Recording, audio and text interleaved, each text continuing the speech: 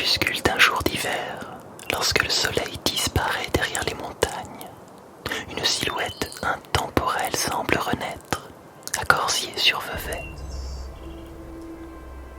Au manoir de Ban, demeure où Charlie Chaplin s'est installé en 1952, l'empreinte du génie du cinéma se devine encore dans chaque recoin. La simple vue d'un chapeau melon suffit à raviver des souvenirs. Le vagabond aux mille rires semble nous attendre, prêt à nous guider à travers son univers. La nature elle-même semble raconter son histoire. Le vent porte des souvenirs familiaux. Les arbres centenaires chuchotent des confidences, et les allées résonnent encore de ses pas. Face à un ciel pastel, le manoir se dresse majestueusement. C'est un paisible refuge où Chaplin trouva sérénité, loin des tumultes du monde.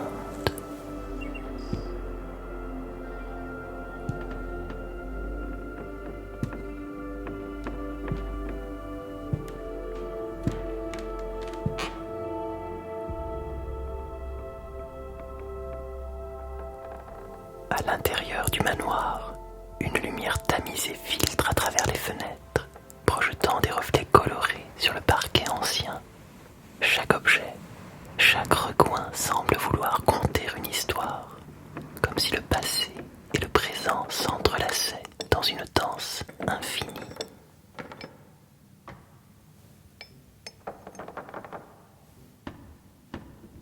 Nous sommes loin d'Hollywood, terre de soleil et de palmiers, où Chaplin vécut plus de 40 ans et bâtit ses propres studios.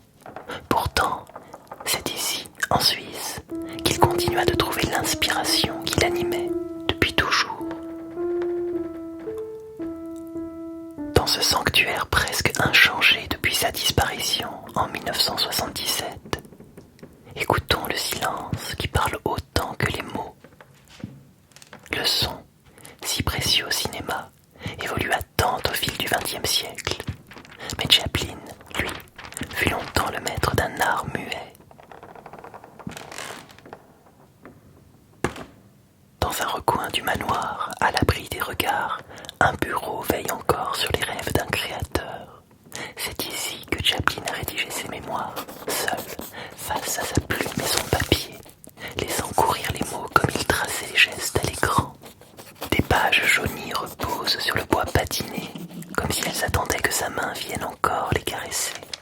Ici, sous la lueur tamisée d'une lampe, il écrivait, il imaginait, il reconstruisait des mondes. La salle à manger du manoir de Ban était un écrin de chaleur et de vie, où s'entrelaçaient les éclats de rire des enfants, les conversations joyeuses et le doux parfum des mets savamment préparés. Autour de la grande table en bois massif, Charlie et Ona Chaplin rassemblaient leurs 8 enfants, savourant ces instants où le tumulte du monde s'effaçait au profit de la simple beauté du quotidien. La lumière dorée des lustres en cristal caressait les visages illuminés par la complicité du moment. Elle danse aujourd'hui encore sur la vaisselle fine et l'argenterie ciselée. Malgré son statut de légende du cinéma, Chaplin était un père attentif qui trouvait dans ces moments une échappatoire aux tourments du monde extérieur.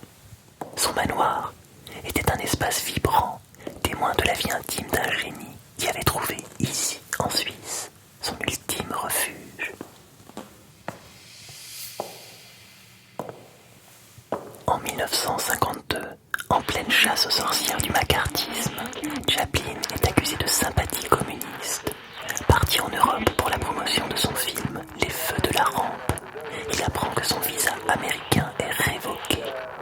Plutôt que de se battre pour revenir, il choisit l'exil et s'installe en Suisse, où il passera le reste de sa vie. Chaplin fut admiré par beaucoup d'esprits brillants. Buster Keaton voyait en lui un maître du burlesque, Einstein un compagnon de réflexion sur l'humanité. Walt Disney reconnaissait en lui la magie des émotions pures, tandis que Salvador Dali le saluait comme un poète du mouvement. Jean Cocteau le voyait en enchanteur, Churchill en visionnaire. Au premier étage du manoir, sur les murs de la chambre de Charlie Chaplin,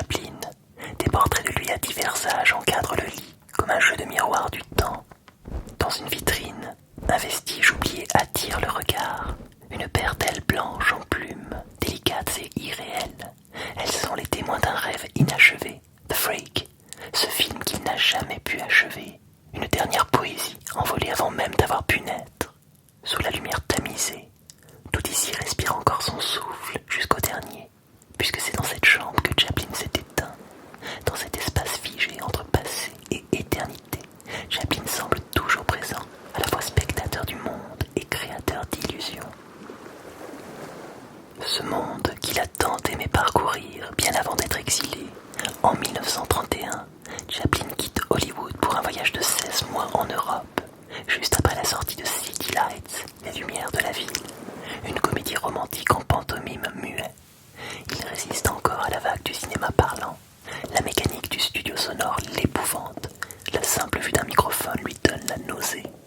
En Europe, il est acclamé par des foules en liesse. À Londres, à Paris, à Venise ou encore à Vienne, il est célébré comme un poète du silence. Alors pourquoi parler? Préserver la pureté du langage visuel, retarder l'instant où les mots viendraient briser la magie du silence, telle était sa quête. Dans le manoir de Charlie Chaplin, on entend le bruissement des bobines, les notes d'une musique envoûtante, mais rarement une voix parlée. Même dans ces images d'archives au creux des instants familiaux, au-delà du père de famille, on retrouve le maître du pantomime. Le cinéma est avant tout un art d'image et d'émotion, où le silence en dit souvent plus que n'importe quel dialogue.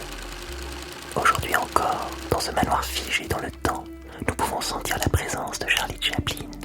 Son rire résonne entre les murs, ses films continuent d'émerveiller, et son héritage demeure. À Chaplin's World, près du manoir, se trouve le studio. Après avoir salué Charlie Chaplin, rencontrons Charlot. En anglais, il n'a pas de nom, on l'appelle The Tramp, le vagabond. Chaplin n'a pas cédé immédiatement à la révolution du cinéma parlant. Bien qu'il ait tourné des films parlants, il en restait méfiant. Pourtant, au cœur de son art demeure un personnage intemporel. Qui est Charlot? Une pure invention, ou le reflet d'une vie. Dans le Kid, la mansarde exiguë rappelle celle que Charlie partageait enfant à Londres avec sa mère Anna et son demi-frère Sidney. C'est en observant Anna imiter les passants qu'il a appris à exprimer les émotions par le langage du corps, les gestes et les expressions du visage. Son enfance, digne d'un roman de Dickens, fut marquée par la misère et l'errance. Il suit peu l'école en raison de sa situation familière précaire et passe plus de temps dans les rues que dans les salles de classe. Solitaire mais débrouillard, il enchaîne les petits boulots. Pourtant, une seule vocation l'anime, devenir artiste, comme ses parents. À 10 ans, il rejoint la troupe des 8 gars du Lancashire, où il apprend les claquettes et découvre le spectacle. Il invente des gags, rêve de jonglerie comique et se frotte au théâtre. C'est au contact des artistes du music hall qu'il perfectionne sa posture, sa gestuelle, son mouvement. On retrouve ses apprentissages chez Charlot, le virage à cloche-pied, l'angle droit précis et la souplesse d'un corps qui raconte absolument tout, sans un mot. En tournée en Amérique avec la troupe Carnot, il trouve un nouveau souffle, une échappatoire à son passé douloureux et aux souffrances de sa mère atteinte de psychose. Son excentricité et son immense talent pour le burlesque ne passent pas inaperçus. En 1913, la Keystone lui fait une proposition et en l'espace de 2 ans, Charlie Chaplin devient l'homme le plus célèbre du monde. Il sait que son physique juvénile ne correspond pas aux attentes du public. Alors, il le transforme. Voici comment il raconte la naissance de Charlot. Je voulais que tout soit en contradiction. Le pantalon trop large et la veste trop serrée, le chapeau trop petit et les chaussures trop grandes. J'ai choisi une canne et une petite moustache pour me vieillir de quelques années. Je n'avais aucune idée du personnage que j'allais jouer, mais dès l'instant où je fus maquillé, habillé, cela fit jaillir en moi toutes sortes d'idées folles. Je faisais des moulinettes, des gags se pressaient dans ma tête. Derrière Charlot, il y a le souvenir d'un mendiant londonien qu'il aimait observer et taquiner pour amuser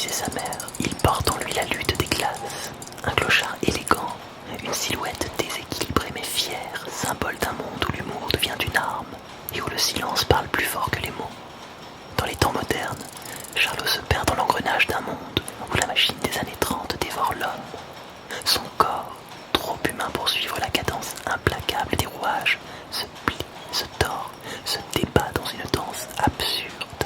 Pourtant, Charlot résiste.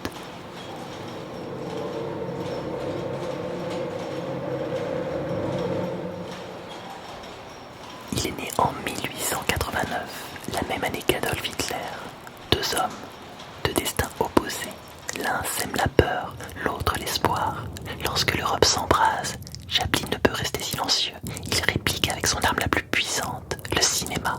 Dans ses propres studios d'Hollywood, vaste comme une cité, il tourne Le Dictateur, un long métrage sonore cette fois, mais où la langue devient satire.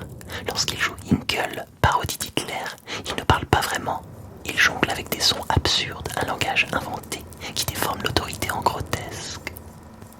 Dès ses débuts, Chaplin inscrit Charlot dans une modernité qui, à partir des années 30, prend une tournure plus engagée. Ses longs métrages deviennent alors résolument politiques.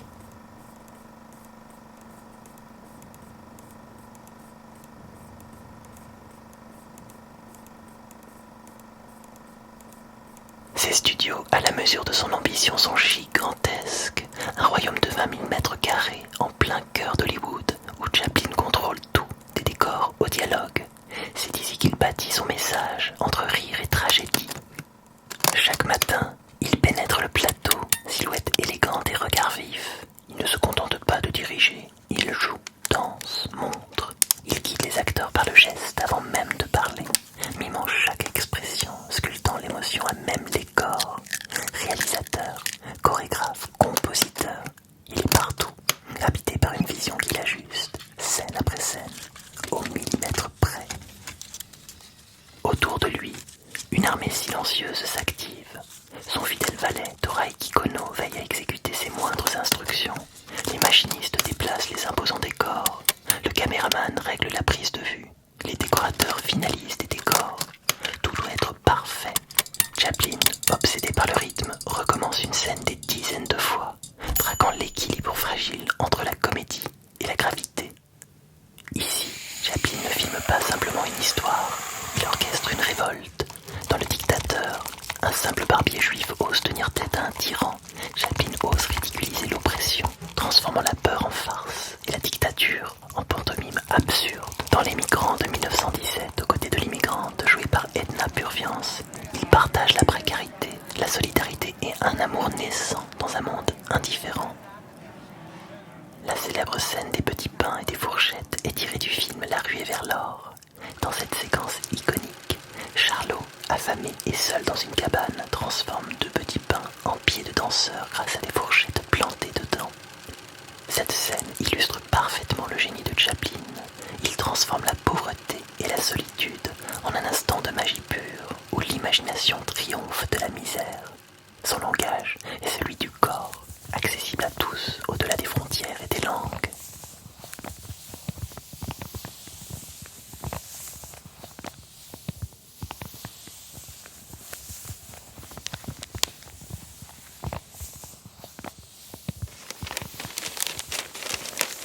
Dans les temps modernes, Charlot, ouvrier devenu prisonnier malgré lui, savoure un instant de répit, un demi-sourire aux lèvres. Il partage un thé avec la femme de l'aumônier, dans un silence presque complice. Mais au lieu de paroles, c'est le gargouillement de leur ventre qui résonne, amplifié par une paille tremblante dans un verre d'eau. Une symphonie absurde, un pied de nez malicieux à Hollywood qui rejetait le muet.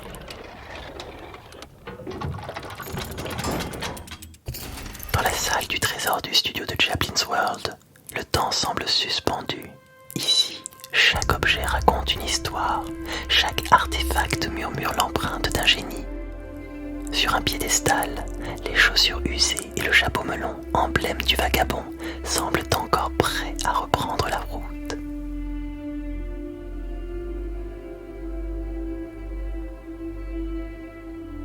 Les Oscars brillent sous la lumière tamisée, témoin d'un art qui a traversé les âges.